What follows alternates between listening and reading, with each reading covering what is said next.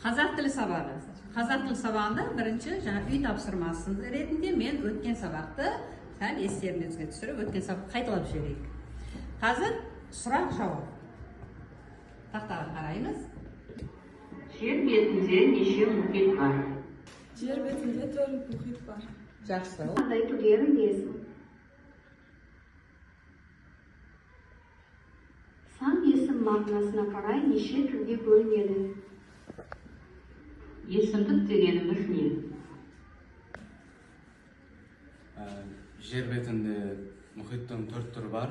Тынық мұхит, Атлант мұхиты, Үнді мұхит, сосын солтүстік мұзды мұхит бар.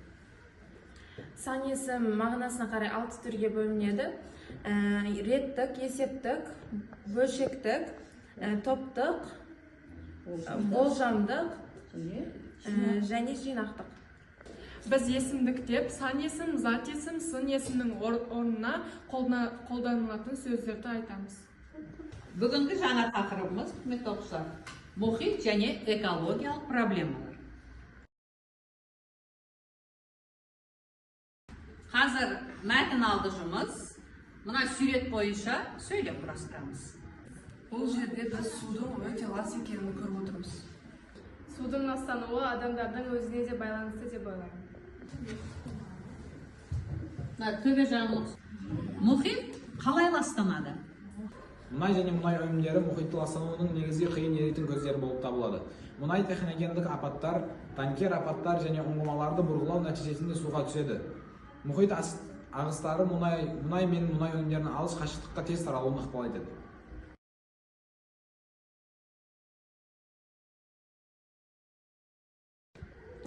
Мұхиттың ластану себептері биологиялық себеп, химиялық себеп, физикалық, радиоактивті себеп және мұнай екен.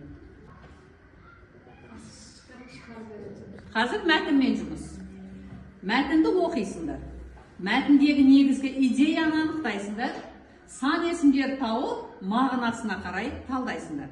Бұған дескриптіріміз мәтінді оқисыңдар, 1 ұпай, мәтіндегі негізгі идеялар табасыңдар, 2 ұпай, сан есімдер тауып, мағынасына қарай талдайсыңдар, 3 ұпай. Әлемдік мұхит жердегі теңіздер мен мұхиттардың жиынтығы. Ол ғаламшарымыздағы тіршілікке ықпал етеді. Мұхит сулары атмосфераны оттегімен байытады. Адамдардың құнарлы да пайдалы азық-түлікпен қамтамасыз етеді. Мұхит суы ғаламшардың климатын құрайды. Атмосфералық жауын-шашынның көзі болып табылады. Хопс формуласы. Кесе жазып алайық 4 сөйлемді. Менің ойымша мұхиттың ластануы мұнайдан деп ойлаймын. Себебі мұнайды судың астынан алады.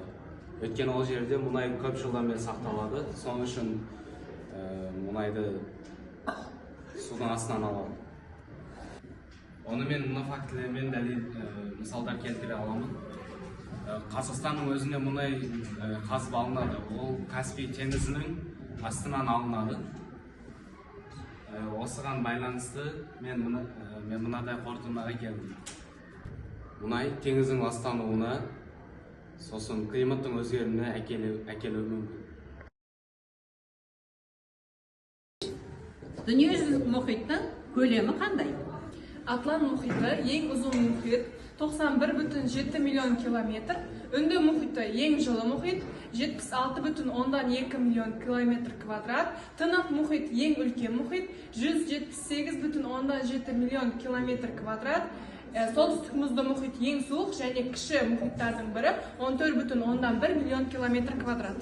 Қазір үйде тапсырманы аламыз. Үйге тапсырма 137 беттегі 10-шы тапсырма. Есімдіктерді септейсіңдер. Біз өткен сабақта есімдікті өткен едік. Есімдіктерді септейміз. Не септік бар еді? 7 септік бар. Қандай септіктер? Атау септі, ілік, барыс, табыс, шығыс және көмектес. Жақсы, осы септіктерді, осы есімдіктерді септіктерге салып септейміз.